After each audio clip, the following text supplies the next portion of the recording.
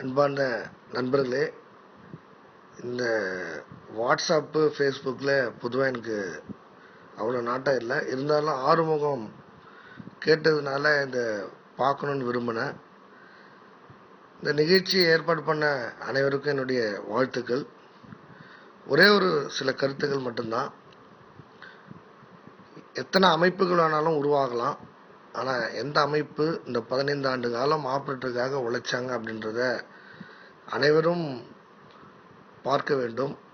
அந்த அடிப்படையில் ஒரு அமைப்பாக தமிழ்நாட்டில் இருக்கிற ஆப்ரேட்டரை பாதுகாக்கிறதுக்காக சென்னையிலிருந்து இன்றைக்கு கன்னியாகுமரி வரை ஒரு அமைப்பை ஏற்படுத்தி ஒரு வலுவான அமைப்பாக மாற்றி கிட்டத்தட்ட ஒரு 13,000 பேரை அடிப்படை உறுப்பினர்களாக கொண்ட ஒரு அமைப்பு. அந்த அடிப்படையில் இந்த 15 ஆண்டு காலம் ஒவ்வொரு ஆட்சி மாறினாலும் கோரிக்கைகளை வைத்து அந்த கோரிக்கையை வெற்றி பெற்று தந்தது டிசிஓ அமைப்பு. அந்த டிசிஓ அமைப்பு என்பது ஒரு செயலன் மட்டுமல்ல, தமிழகத்தில் இருக்கக்கூடிய பட்டுத்தொட்டி கிராமங்களில் இருக்கக்கூடிய நகரங்களில் இருக்கக்கூடிய பல்லாயிரக்கணக்கான ஆப்ரேட்டருடைய ஒத்துழைப்பின் மூலம் இந்த அமைப்பு ஏற்படுத்தப்பட்டது. அப்படிப்பட்ட அந்த அமைப்பு எடுத்த முயற்சியின் பல வெற்றிகளை இந்த தமிழ்நாட்டில் இருக்கக்கூடிய கிராமப்புற நகர்ப்புற ஆப்ரேட்டர்களுக்கு நாங்கள் எங்களுடைய தலைமையின் சார்பாக நிறைய சலுகைகளை பெற்று தந்திருக்கிறோம், கோரிக்கைகளை வெற்றி பெற்று தந்திருக்கிறோம். இன்னும் வலுவான ஒரு அமைப்பை ஏற்படுத்துவதற்கு சிறு சிறு இயக்கங்களாக இருப்பவர்கள் கூட இந்த அமைப்போடு இணைந்து எதிர்காலத்தை நம்முடைய எதிர்காலமாக அமைத்தால் எத்தனை பெரிய அரசியல்வாதியாக இருந்தாலும் அவர்களை எதிர்கொள்ளக்கூடிய பகாசுர பலம் நமக்கு உண்டு என்பதை நீங்கள் புரிந்து கொள்ள வேண்டும். ஆகவே ஒற்றுமை ஏற்படுத்துவதற்கு ஒத்துழைப்பு தர வேண்டும். அதே சமயத்தில் நம்முடைய ஒற்றுமையை சீர்குலைக்கக்கூடிய வகையில் ஏற்படுத்தப்படக்கூடிய நச்சுத்தனமான விஷமத்தனமான கருத்துக்களை தவிர்ப்பது என்பது எதிர்காலத்தில் நம்முடைய ஒற்றுமையை பாதுகாப்பதற்கு ஒரு அருமையான ஒரு வாய்ப்பை ஏற்படுத்தும் என்பதை இந்த பதிவின் மூலமாக தெரிவித்துக் கொள்கிறோம்.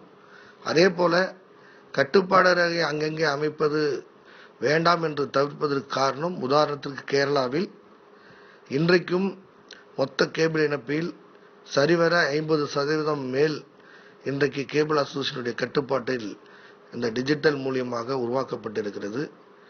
கேரளாவில் எதிரிலே இருக்கக்கூடிய கார்பரேட் நிறுவனமாக இருக்கக்கூடிய ஏஷியாநெட் தவிர்த்து கிட்டத்தட்ட 84 கட்டுப்பாட்டு அறைகள் கேபிள் டிவி ஆபரேட்டர்களாக கூட்டாக வலுவான சங்கத்துக்கு எதிராக தொடங்கப்பட்டது.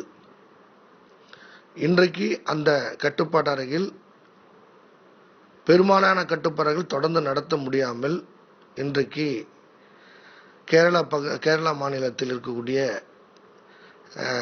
ஒரு தனியார் நிறுவனத்தினுடைய கார்பரேட் நிறுவனத்தில் அவர்கள் சரணாகதி ஆன காரணத்தினால் 3வது வலுவான இணைப்பு கொண்ட நிறுவனமாக ஒரு கார்பரேட் நிறுவனம் சுமார் 7 லட்சம் இணைப்புகள் கொண்ட நிறுவனமாக இருக்கிறது. எந்த நோக்கத்திற்காக ஆபரேட்டர்கள் ஒற்றுமையாகவும் தன்னுடைய தொழிலை தானே நடத்தி கொள்ள வேண்டும் என்று ஒற்றுமையின் மூலம் நிரூபிக்கப்பட வேண்டும் என்று கருதுகிறோமோ அதை புரிந்து கொள்ளாமல் பணத்தையும் பல லட்சக்கணக்கான கோடிக்கணக்கான பணத்தையும் விரயம் செய்து கொள்கை அடிப்படையில் நிலைத்து நிற்க முடியாமல் மீண்டும் கார்பரேட் கம்பெனியில் அடிமையாவதை தவிர்ப்பதற்கு தமிழக கேபிள் ஆபரேட்டர் பொதுநல சங்கம் தொடர்ந்து தமிழ்நாடு முழுவதும் இருக்கக்கூடிய அனைவரும் ஒன்றிணைந்து ஒரே கட்டுப்பாடு அமைய வேண்டும் என்று கேட்டுக்கொள்கிறோம்.